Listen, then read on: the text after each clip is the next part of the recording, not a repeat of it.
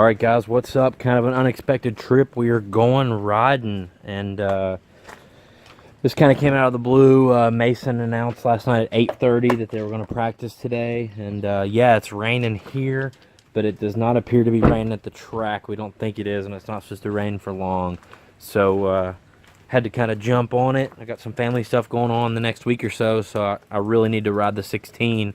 I may not get a lot of chances to ride it again before Muddy Creek, so I got the 14 loaded up, I got the 16 loaded up, and Krista is riding, and this will be her first ride since the birth of Weston. So it'll be our first ride since August of last year. So she's pumped. The bike's been sitting for a year. Hopefully it's cool. It's got brand new graphics on it. So should be good. Just waiting on the babysitter, aka my mom, and we're gonna roll out and go hopefully try to get some laps in. I checked the air pressure in the tires, and that's about it. Zip tied a couple things. I'm taking my fork pump, and that's it. I'm not taking a single T-handle. I'm not taking the toolbox. I'm not taking anything. I've got two bikes, and heck, if both of them break, then I'm just coming home anyway. So yeah, hopefully a pretty good evening. We're almost to the track. It's sprinkling. It's looking kind of dark. I'm not sure if it's gonna stay clear or not. Probably cancel after we get unloaded. Rolling out. We hope.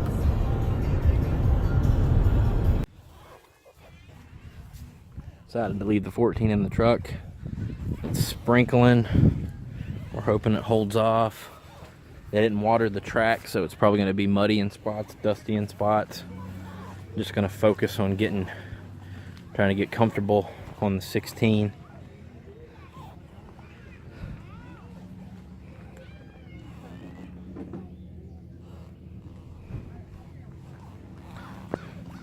Been 1 year. You remember how to do it? No. No. Probably not.